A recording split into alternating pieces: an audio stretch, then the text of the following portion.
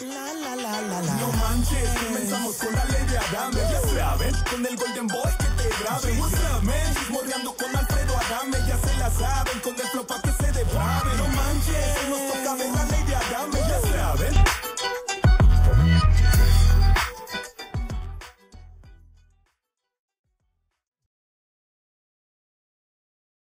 Ley de Adame Podcast, el podcast que tiene todo lo que a ustedes les interesa porque son gente real contando sus historias, contando anécdotas y contando todo lo que ustedes pues difícilmente sabrán de ellos y que seguramente ustedes lo experimentarán como gente real que son. Y bueno, pues imaginan estar a 8,000, 10,000, 12,000 kilómetros de distancia en un país en el que pues no tienes ni idea del idioma que hablan, en el que pues vas a encontrar situaciones pues muy complejas, muy difíciles y sobre todo un país en guerra. Y yo siempre he pensado que es pues el trabajo más peligroso, ser corresponsal de guerra. Un periodista que lo envía a su televisora, lo envía su medio a una guerra y bueno, pues la verdad es que es como echar la moneda al aire y uno nunca sabe qué va a pasar. Y hoy me acompaña mi querido amigo de hace mucho tiempo, José Luis Arévalo.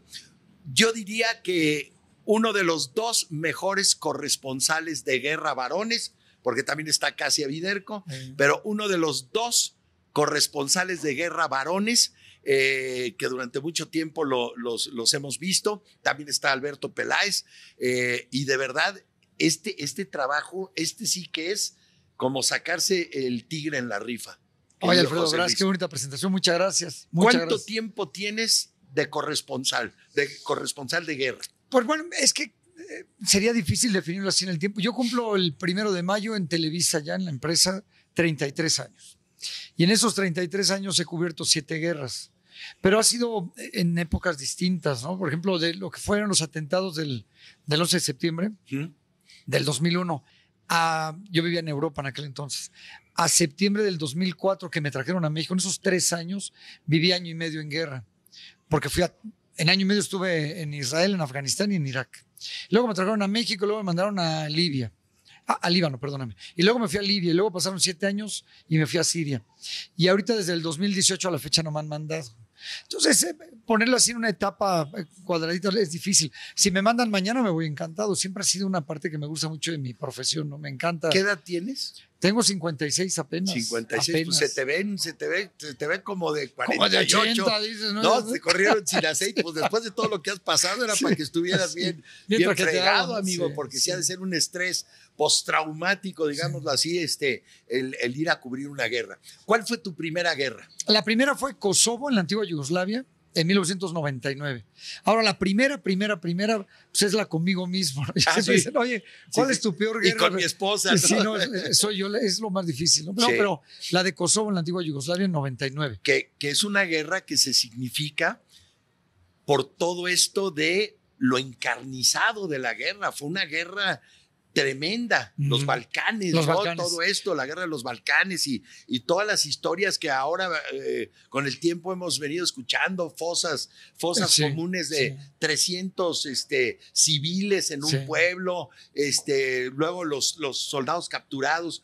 ¿Qué les hacían? Es que fue una guerra civil y las guerras civiles son terribles. Son terribles. Y además yo creo que son las que más duelen porque es entre la misma gente, ¿no? Yugoslavia era un solo país en la época de Tito, en la época del comunismo. Tito. Y cuando viene la guerra de los Balcanes, que empieza en el 91, me parece por ahí, se empieza a desmembrar, ¿no? Y se empiezan a hacer países chiquitos. Sí. Pero imagínate, los bosnios vecinos de los croatas y aparte pues era el mismo país, terminan odiándose, entonces pues era muy encarnizada, como bien dices, ¿no? Entre ellos matándose, albaneses de Kosovo contra serbios, entonces es muy lamentable cuando la gente se mata entre ellos mismos, cuando eran un mismo país, ¿no? ¿El motivo principal era religioso? Sí, no, como en todas las guerras, Alfredo, yo creo que esa es una parte, es lo mismo que pasa con Israel y Palestina, ¿no? Hay una parte religiosa. El motivo principal de la guerra en Yugoslavia es que Tito los juntó en un mismo país a fuerza siendo distintas religiones, distintas costumbres, ¿no? Porque un esloveno con un albanés pues son totalmente distintos. No tiene nada que ver. Nada que ver. ¿Predomina los musulmanes? Depende de la zona, porque mira, por ejemplo, Sarajevo, que es tan bonito, ahí son musulmanes igual que los albaneses, igual que los de Kosovo, pero los serbios, donde está Belgrado, son católicos, son cristianos ortodoxos, y los croatas son católicos. Es un rollazo, es muy complicado. Entonces Tito los agarró y la llevaba muy bien. Pero luego empiezan estos intereses nacionalistas por crear pequeños países, y es cuando se empiezan a matar terriblemente, ¿no? Esa fue la antigua Yugoslavia, que terminó justamente después de la guerra de Kosovo 99. Fue la última de las guerras de los Balcanes. De los Balcanes. Sumamente sangrienta, sumamente deshumanizada. Bueno, todo pero terrible, ¿no? Sumamente todo. ¿Cómo llegas? O sea, ¿qué te dicen? Oye, pues te vas mañana a Kosovo, porque además aquí no es de como a mí en las novelas, oye, pues te vas dentro de 8 días a Miami a grabar y no sé qué. No, aquí es de repente te vas mañana. La guerra estalla. Y en ese momento, pues la televisora, obviamente, la mejor empresa del mundo de habla hispana en español, en noticias, pues quiere tener inmediatamente alguien en el lugar. Entonces, estalla la guerra y luego te... Sí, yo vivía en aquellos años, hablamos del 99, yo tenía 31 años. Y yo vivía en Bruselas, porque yo viví en Europa 13 años. Como corresponsal permanente. Televisa. Primero estuve 2 años, tú te vas a acordar. Yo fui editor y camarógrafo de un periodista muy famoso en aquellos años, se llamaba Aniceto Menéndez. Aniceto Menéndez, claro. Yo fui su editor, que en paz descanse, editor y camarógrafo. Y luego Televisa me hace corresponsal en Holanda, me manda a Países Bajos. Estuve 1 año y luego me manda a Bruselas. Y del 94 al 2004. Y en Bruselas, además de ser la sede de la Unión Europea, está la sede de la OTAN, que es una organización militar. La organización del Tratado del Atlántico Norte. Exacto, señor. Y ellos son los que hacen la guerra contra Serbia. Los ¿no? cascos azules. Los cascos. Cuando mandan a los cascos azules. Porque se estaban dando situaciones tremendas. Por ejemplo, secuestraban jovencitas en Europa para llevárselas a la trata de blancas, llevárselas a toda esta zona de los Balcanes. Y luego, pues obviamente las drogas, todo, el contrabando de muchas cosas, eso estaba pervertido totalmente. Pues ahí me mandan a cubrir la OTAN, la sede de la OTAN, el cuartel grande de la OTAN en Bruselas, que pues, era una guerra muy fácil, ¿no? Era de conferencias de prensa. Pero cuando las fuerzas militares de la OTAN invaden Kosovo, como yo traía todo el background, pues me dijeron, pues vas, ¿no? Y sí, fue de un día al otro. Es más, yo me vivir de vacaciones, vivir de vacaciones. Y pues tuve que cancelar el viaje y me fui para la guerra. Siempre son así, ¿no? Sí, siempre son así. Tus vacaciones. Lo mismo los atentados del 11 de septiembre. Yo los vi en la tele y me mandaron inmediatamente a Israel. Me tardé 2 días en llegar. Es muy rápido, ¿no? Ahora no voy porque tengo una responsabilidad en Televisa. Tengo los 2 noticieros estelares de la noche. Tengo Hora 21 en Foro y tengo En Punto con Enrique Acevedo cuando él falta. Pero mi vida a Ucrania fue, mañana te vas. Y a uno le gusta, ¿no? O sea, ¿y cómo llegas? Pues le hablas a tus cuates, porque al final los periodistas que cubrimos guerras siempre son los mismos, ¿no? Sí, o sea, y además entre ellos nos echamos la mano. Eso es lo que yo te quería preguntar. Una vez que tú llegas allá, ¿qué es lo que haces? O sea, ¿cómo sabes a dónde irte o con quién conectarte o agarrarte un guía, un chofer? El primer contacto es buscar a periodistas que ya están en el lugar. Esa es mi estrategia, ¿no? Yo le hablo a mis cuates de las agencias y me dicen, oye, vamos a poner un ejemplo. Si yo ahorita me fuera a Ucrania, vamos a suponer. Entonces yo le hablo a los que están allí en Kiev y ellos me dicen, mira, vas a llegar a tal lugar y te va a recibir Alfredo Adame, que ya está esperándote, ¿no? Entonces yo llego ahí a la ciudad que ellos me recomienden y me recibe Alfredo. Entonces yo le digo a Alfredo, necesito un traductor. Entonces lo primero, el hospedaje y el traductor, porque yo no hablo ucraniano. Yo mastico el checo, ¿no? Porque mi señora y mis hijos son checos. Y entonces yo hablo checo más o menos, ¿no? Pero no se parece el ucraniano checo. Algunas palabritas, pero... Y si no consigo en inglés, pues consigo en francés, que eso sí hablo, y si no consigo en español. Entonces lo primero es el idioma y el hospedaje, ¿no? El traductor. Y el traductor te sirve de guía. Y tienes que tenerle confianza, porque ese es el primer problema. Que no sea espía, que no sea ratero, ¿no? Entonces, que si realmente quieras trabajar con un periodista, que no te vaya a robar, que no te lleve a un lugar de riesgo. Entonces, sí, pues es de feeling y de estar con otros periodistas. Todos llegamos siempre al mismo lugar. Sí. al mismo hotel, ahí te juntas con todos y ahí te cuidas, te echas la mano. ¿Llevas tu camarógrafo? Llevo a mi equipo. Siempre voy con mi ¿Cuántas equipo. personas van? Pues depende, mira, las primeras guerras iba yo nada más con uno, que era el que vivía conmigo en Bruselas, pero desde que llegué a México en 2004, la guerra de 2006, de 2011, 2018, 17, 18, éramos 3. Porque cargas muchas cosas. Por ejemplo, la guerra de Afganistán, Alfredo, yo creo que ha sido la más complicada de todas. Lo que platicamos antes de entrar al aire, dormíamos en el suelo, no te bañas, tienes que llevarte la comida, el agua, todo. Cargas el equipo, la cámara, el tripié, la maleta, y entre 2. Y yo que soy tan fuerte, ¿no? Oye, ¿y los pelos de punta? Pues sí, mira. Yo me acuerdo una vez que estabas narrando, y no me acuerdo con quién fue la conexión, si con Guillermo Ortega o antes. ¿A ti te tocó con el licenciado Jacobo Zabludovsky? Yo empecé con Jacobo. Ok. Y sí. Bueno, una guerra donde de repente estás narrando. Y sale atrás el bombazo. Bueno, atrás, a cada 15 segundos reventaba un bombazo y hasta le hacías así. Sí. Luego, contaste que en 7 días no se habían cambiado de ropa. No, nada. Que habían tenido que dormir en el piso, en un lugar donde pues había hasta garrapatas. Afganistán.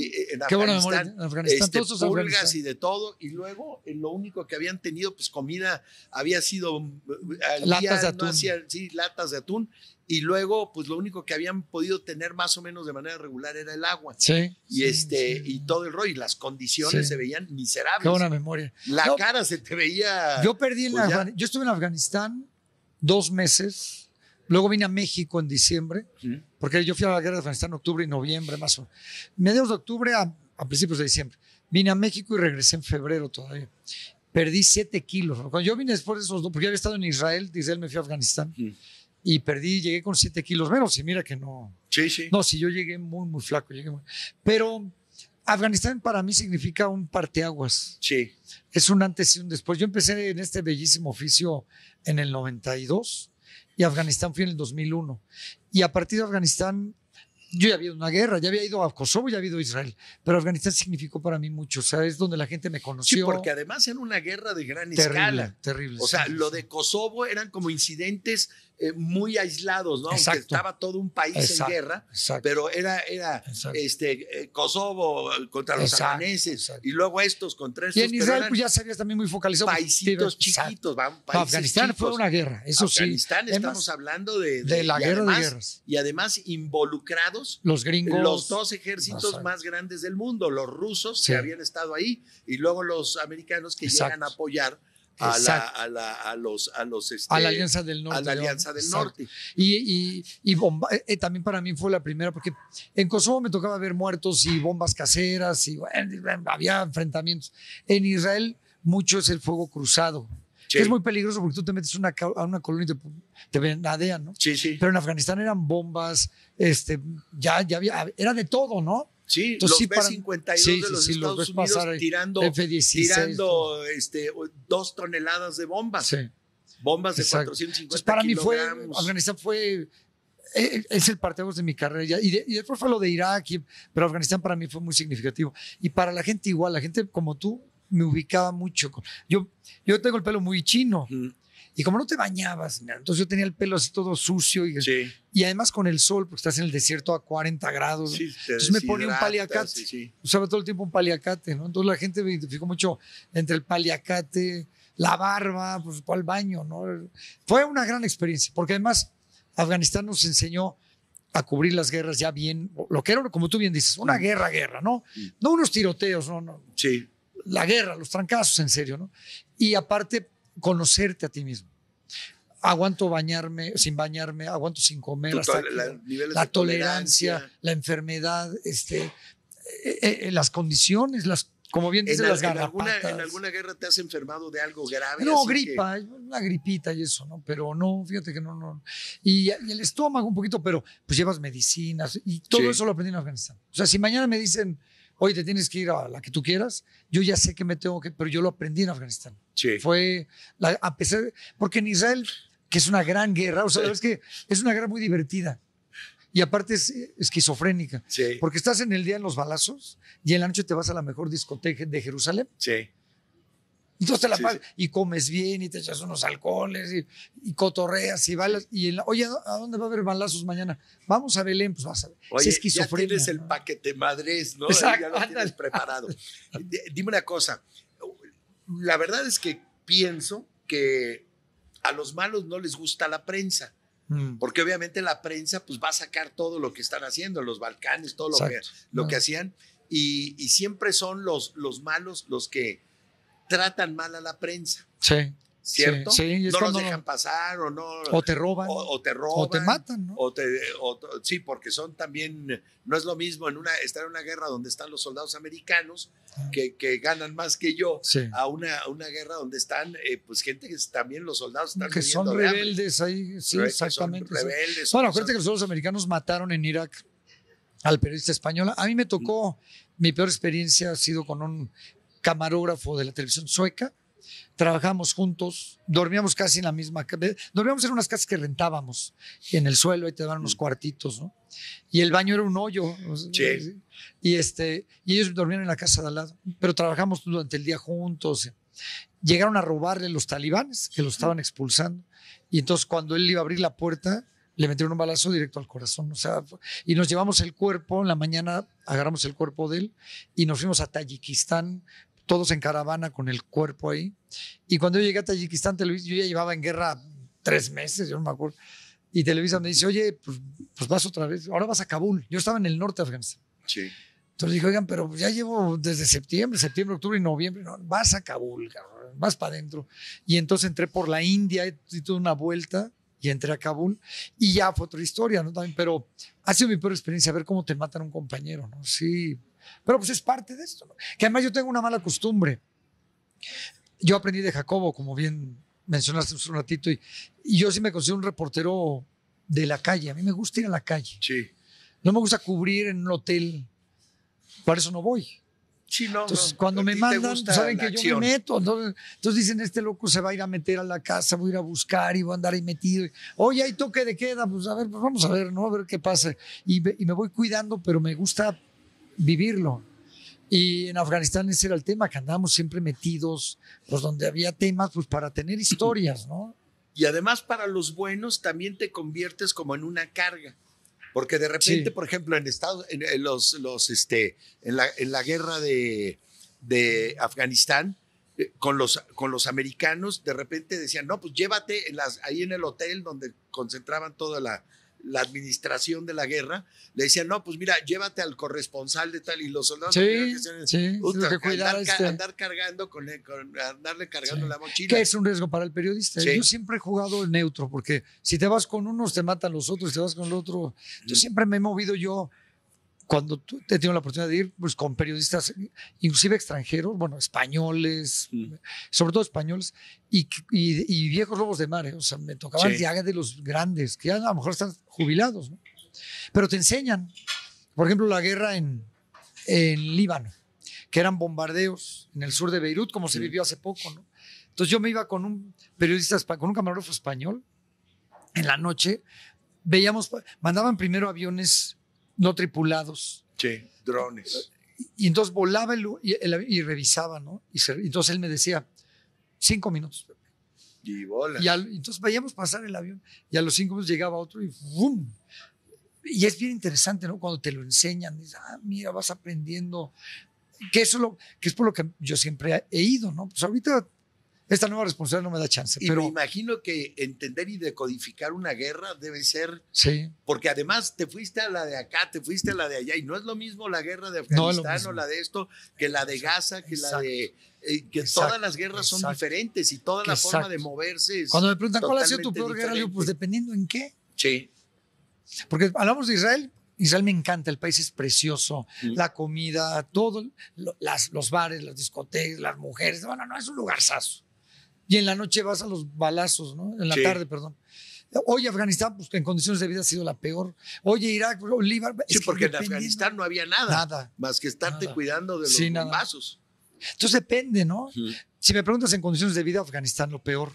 Si me preguntas, soy la más peligrosa, pues a lo mejor Líbano, porque te caen bombas, ¿no? Donde estábamos durmiendo te caen bombas, entonces tienes que estar oyendo los aviones, lo que tú dices de decodificar. hoy se está acercando un avión y lo escuchas. Se está acercando mucho, cabrón. Entonces, Sí, ahí muévanse, ¿no? Sí, Entonces, sí. todo eso lo aprendes. La verdad es que es muy interesante y como periodista es muy bonito, ¿no? O sea, Sí. oye, ya no va a haber guerras, pues eso es ilógico, ¿no? Eso siempre va a haber. Y a un periodista le gusta ir a este tipo de cosas, ¿no? Sí, es una locura, ¿no? Entonces, pero la adrenalina es la intuición juega un papel muy importante. muy importante, sí. Muy importante. Y el olfato, o sea, como dicen hoy, el olfato periodístico, o sea, saber por dónde, Sí, darte cuenta si el cuate que dice ser tu traductor no es espía. sí. O sea, porque te pueden llevar a una casa, puedo decir groserías, ¿verdad? Sí, claro. Y te quieren chingar, o sea, oye, Sí. me lo voy a llevar para robarte. Sí, sí. Y te terminan matando. Sí, ahí te están esperando y Tú te ponen- tienes que dar cuenta, a ver, espérame, ¿por qué me quiere? O sea, abusados, güey, este güey nos quiere chingar. Sí. Entonces hay que tener ese feeling. Por eso tampoco luego conviene mandar muchachos por primera vez a conflictos tan complicados, ¿no? Sí. Porque te pueden robar, te pueden matar, se pueden secuestrar. O sea, sí es un tema, ¿no? Entonces tiene que ir un cuate que le sepa. Y un ¿no? periodista vale mucho, ¿eh? Ot, Yo he visto 2 películas de historias verdaderas y un periodista vale muchísimo. Hay una gran película que se llama El francotirador. ¿El francotirador? Esa es una gran película porque si tú te das cuenta, luego me dicen, oye, ya te sales, ya no quieres regresar. Y es lo contrario, cuando te sales, como le pasa en la película, estás enganchado. Entonces, todo el día estás pensando en lo que dejaste, ¿no? Y estás pegando en la tele. Oye, se acaban de meter. Oye, yo quiero ir. Oye, es que yo sé llegar. Sí, pero ya estoy fuera, ¿no? Entonces, tardas un poquito en soltarlo, ¿no? Sí. Sí, es muy interesante, ¿no? El trabajo psicológico y no quedarte tocado, ¿no? Porque, pues, Y no quedarte con ese con shock lo que ves, ¿no? de lo que viste. ¿Qué fue lo peor que viste? ¿Algún campo de exterminio? Sí. Una fosa común? Sí. ¿Qué fue lo peor? ¿O alguien que asesinaron? Pues mira, yo me acuerdo, por ejemplo, de 2 de anécdotas fuertes. Uno me acuerdo porque por cuestión de segundos no nos tocó, ¿no? O de minutos, no de segundos. Salíamos de un bombardeo en Líbano, del sur del Líbano, íbamos en el coche, habían bombardeado en la noche, entonces ya queríamos salirnos porque no estábamos en un lugar seguro. Y cuando íbamos saliendo, yo me acuerdo muy bien. Haz de cuenta que voy de aquí no, digo donde estamos, ¿no? De aquí del Carajillo. De aquí del Carajillo. Voy hacia Medellín, aquí en la Roma, ¿no? Y cuando voy pasando, voy aquí sobre Salamanca, en sentido contrario pasa un muchacho en una moto. Me acuerdo muy bien. Y que lo voy a pasar, ¿no? Y cuando yo llego a Medellín, la calle estaba bombardeada, entonces no podíamos pasar. Entonces el chofer dice, oye, vámonos de regreso. Y buscamos otra calle, ¿no? Entonces cuando vamos regresando, como a la mitad del camino, al muchacho le acaban de tirar un misil. ¡Pum! Estaba despedazado, cabrón. Sí. La moto todavía le tenía las llantas girando. O sea, nos cruzamos. Pudo haber sido 2 minutos de diferencia. Sí. Cuando llegué, topé pared y regresé, lo acaban de desbaratar, ¿no? Estaba todo desbaratado. Y ay, cabrón, no sé en qué tan poquito tiempo, ¿no? Luego, hay en Israel un grupo de... Ojalá no me vaya a extender. Hay un grupo de médicos forenses que se llaman SACA. Son ortodoxos que tienen así sus cairelitos, su kipá, y ellos se dedican a recoger restos humanos cuando hay un atentado. Los recogen, los meten en bolsas y luego con el ADN reconocen si es un palestino, si es un judío, y la familia le entregan su bolsita con los restos, ¿no? SACA se llama. Nosotros estamos en Jerusalén y nos avisan que hubo un atentado en una casa de juegos, de billar y maquinitas y estas cosas. Estaba como a 20 minutos de distancia. Y ahí vamos, ¿no? Porque como estamos locos, nosotros vamos a donde la gente se sale. Nosotros ahí pues vamos a ver, ¿no? Entonces, cuando llegamos y el lugar estaba todo destruido, ¿no? Me acuerdo que yo entro a la casa esta llena de sangre, las manos, o sea, muy fuerte, ¿no? Y me paro, yo traía mi mochilita con el micrófono, el cable, el tripié, para ayudarle al camarógrafo que va grabando. Y ya le doy el tripié y me paro yo para hacer un stand-up, una salida a cuadro, ¿no? Y cuando me paro me dice, yo iba a soltar la mochila. Me dice, espérate. Cuando estaba yo parado, estaba sobre una de estas rejas donde se sostiene la electricidad. Sí. Y todo era sangre. Yo estaba parado así en un charco de sangre. Así dije, ay, cabrón, o sea, impresionante, ¿no? Salimos y cuando salimos de la casa nos agarran los de SACA, los doctores, y me dice, oiga, vengan. Aparte de la adrenalina, ¿no? La gente está muy acelerada. Dice, quiero que vengas a ver lo que este desgraciado nos hizo. Y quiero que lo grabes. Vamos a ver. Entonces nos enseñan una caja de cartón, cabrón. Toda la carne molida. Todo lo que él había recogido. Estaba ahí y me dijo, graba. Quiero que lo grabes. Entonces, o sea, muy fuerte cuando ves todo ahí, todos los pedacitos de carne, ¿no? Y luego en Libia nos tocó ir a grabar una prisión que manejaba la gente de Gaddafi. Y cuando llegan los rebeldes, pues liberan a los presos, que eran presos rebeldes, ¿no? Y mataron a todos los guardias. Sí, todos estaban ahí. Una película de eso. Y estaban ahí todos los guardias, todos muertos, ¿no? Sí. Entonces, pues sí, pero mira. Era la prisión que Gaddafi negaba que existía. Exactamente. Y estaban todos ahí, todos los muros, ya estaban todos hinchados, muy fuerte. Y en un como galerón quemaron a otros, todos los muertos o los quemados, ¿no? Ya estaban todos los restos. Pero mira, yo siempre le digo a la gente que al final la historia la hacen los que viven ahí. Nosotros vamos de metiches y de chismosos y de reporteros, ¿no? Y al final, cuando yo cuento estas historias en conferencias, yo le digo a los muchachos, lo que yo he visto, ustedes lo han visto en una película de Schwarzenegger. La gente va al cine y estás viendo cómo despedazan a uno. Entonces yo siempre he procurado verlo así. Sí. En la vida real, pero lo veo como reportero, ¿no? Y no me conecto. Yo creo que es mental o la sangre muy fría. ¿Qué hace la nota? O sea, obviamente el criterio del periodista es lo que cuenta, ¿no? Y para ti, ¿qué es lo que hace la nota? O sea, el ver cuerpos, el ver las explosiones, el ver el sufrimiento de la gente.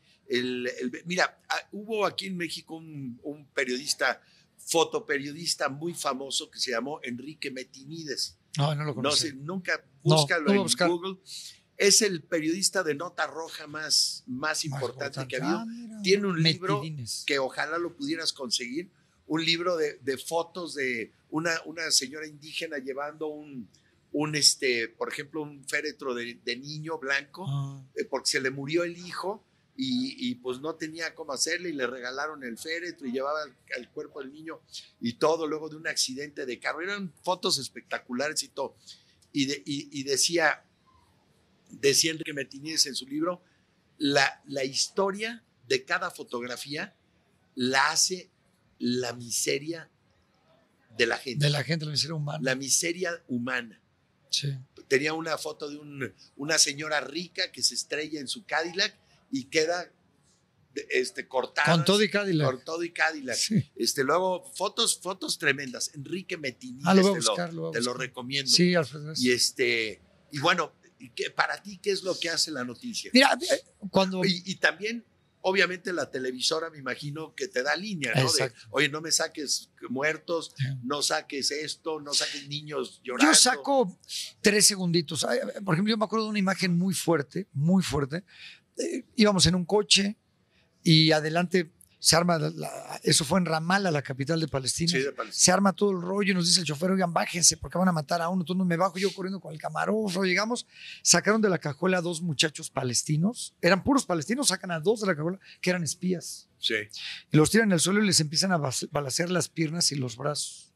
Pum, pum, pum, pum.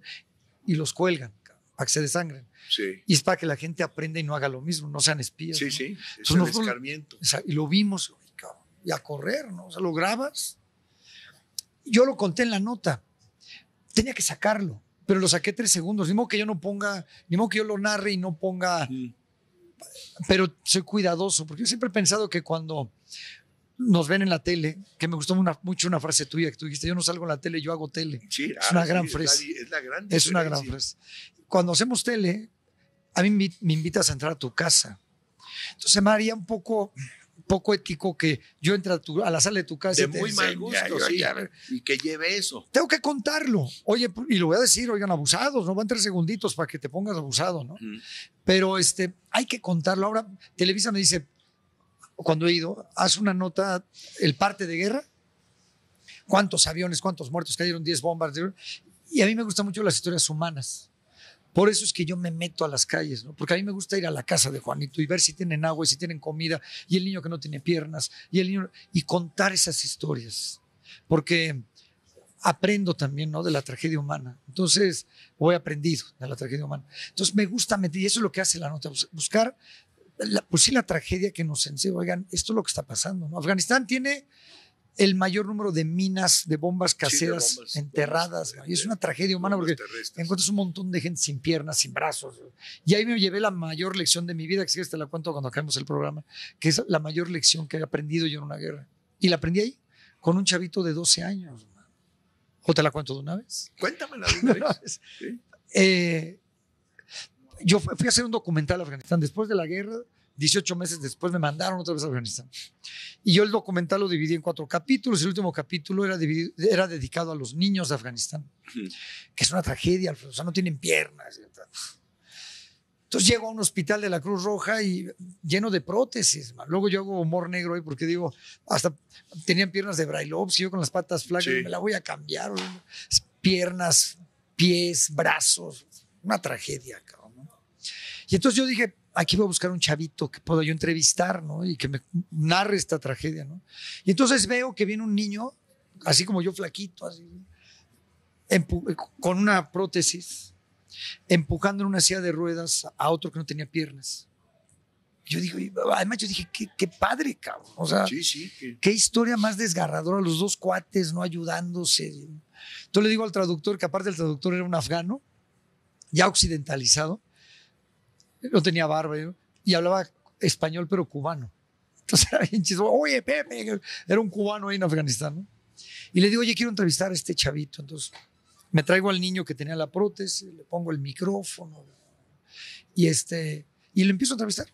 Y me empieza a contar que él sale de su casa, trae una bomba, la pierna y ta. Tenía 12 años él, ¿no?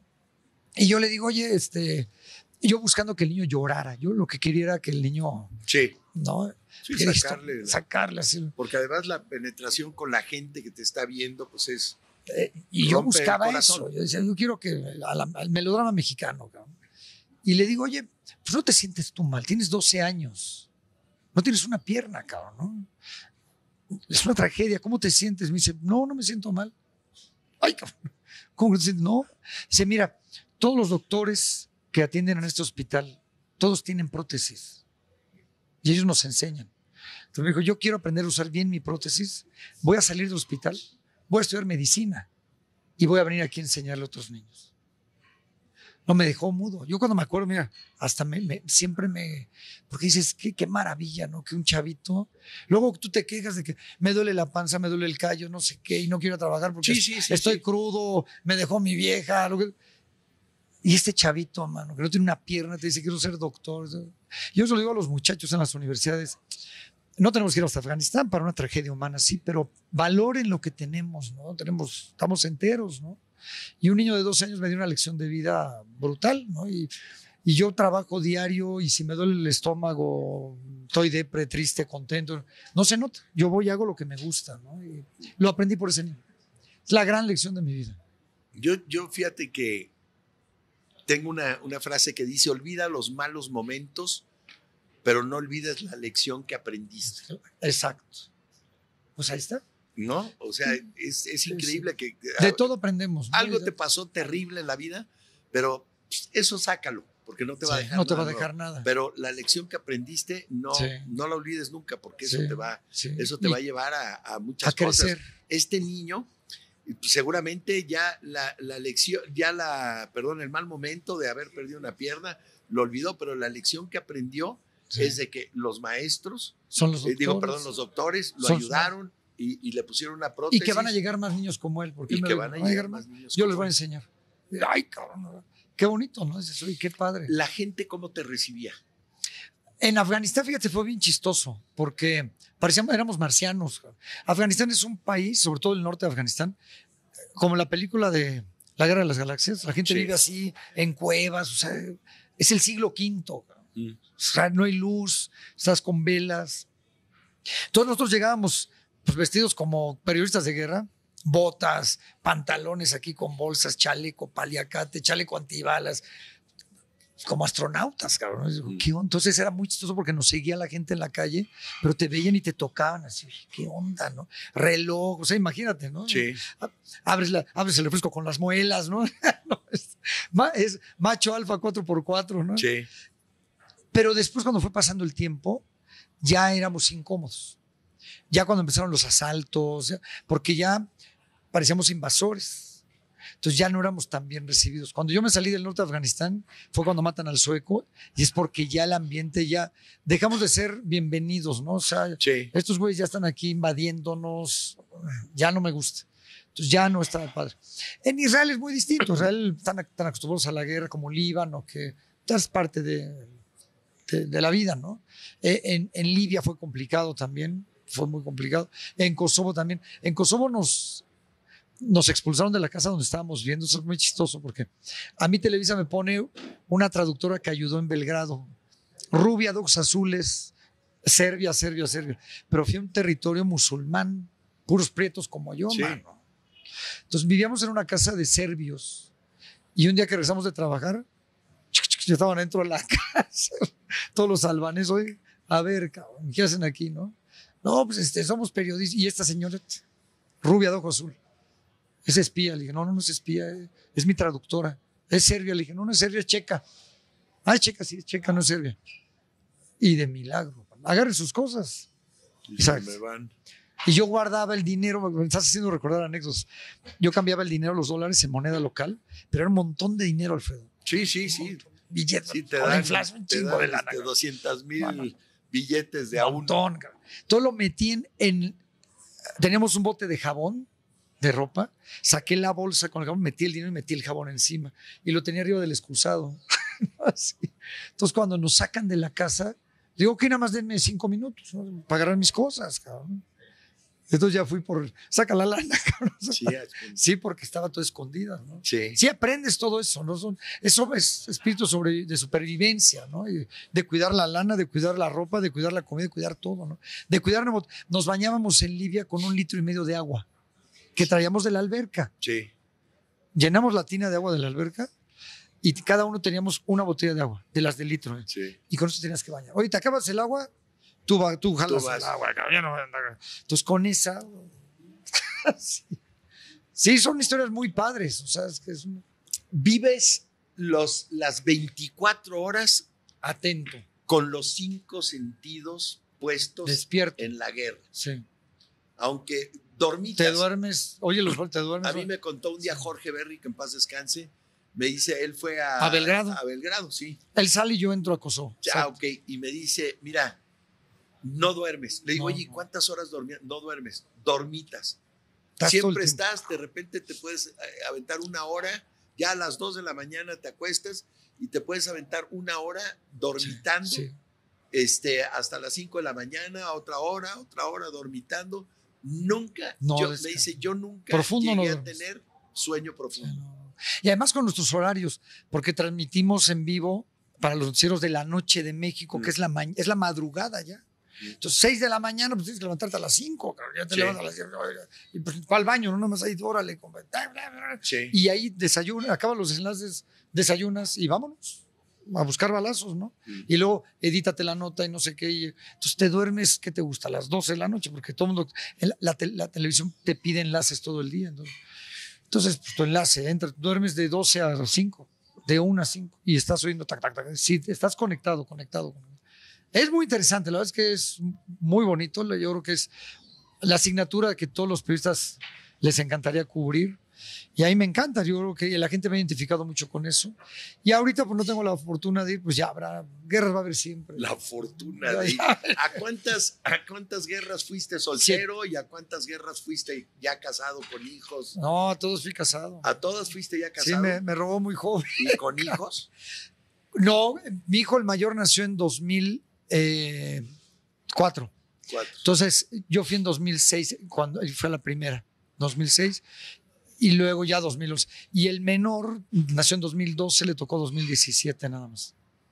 Que muy chistoso porque cuando Daniel era chiquito, el mayor cuando era chiquito, y yo me fui no me acuerdo si la primera o la segunda guerra, 2006 o 2011, que no me acuerdo en cuál, ella se va a acordar mejor, la mamá. Él dibujaba tanques de guerra y la maestra le dijo, oiga, ¿por qué dibuja tanques? ¿No? Sí. Es que el papá está en la guerra. Sí, Sí. No manches. Sí. ¿Y qué pasaba por tu mente cuando estabas en el mero momento de los trancazos? No me lo vas a creer. Los bombazos o todo. ¿O no? Digo, sí piensas en tu vida, ¿no? Pero piensas en la nota. O sea, yo creo que es un tema de oficio, ¿no? Es el oficio. O sea, yo nunca estoy pensando que van a matar. Yerba mala nunca muere. Entonces digo, mira, a ver, ¿quién me va a matar a mí, cabrón? Yo que soy el que carga, ¿no? No, estoy pensando en la nota. Saber, oigan, ¿podemos entrar? Sí, pues entonces, ¿cuánto tiempo tengo para entrar ahí que está en toque de queda? Pues tenemos 15 minutos. Pues órale, cabrón, a ver, grábate esto. O sea, estás pensando y ya estás armando la nota. El camarógrafo está grabando, editando, o sea, para hacerlo más rápido. No graba lo tonto, o sea, ya va editando, tac, tac, tac, tac, tac, para que sea mucho más rápido. Oigan, vámonos, y sales corriendo, ¿no? O sea, sí estás tan concentrado que no estás pensando.